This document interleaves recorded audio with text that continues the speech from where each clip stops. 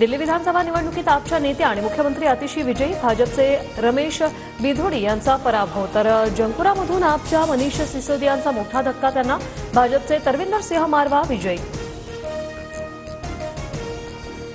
27 वर्षांनंतर देशाच्या राजधानीत भाजपचं कमळ फुललं, मोदींच्या उदयानंतर दिल्ली विधानसभेची सत्ता पहिल्यांदा भाजपकडे, गेल्या वेळच्या 8 जागांवरून यंदा भाजपची 47 जागांवर मुसंडी।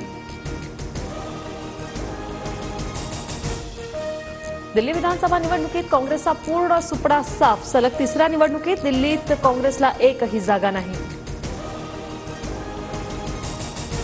काँग्रेसची दिल्ली विधानसभेत शून्याची डबल हॅट्रिक, काँग्रेस स्वतःला पराजयाचं गोल्ड मेडल देत फिरतंय, मोदींची काँग्रेसवर टीका। केजरीवालांनी सुरुवातीला चांगली कामं केली, मात्र सत्ता आणि पैशाची मस्ती त्यांच्या डोक्यात गेली, दिल्लीतील पराभवानंतर अण्णा हजारेंची केजरीवालांवर टीका। दिल्लीच्या निकालावर उद्धव ठाकरेंकडून चिंता व्यक्त, एकत्र काम करण्यासाठी नव्याने विचार करावा लागेल, संजय राऊतांबरोबर झालेल्या चर्चेत उद्धव ठाकरेंची भूमिका।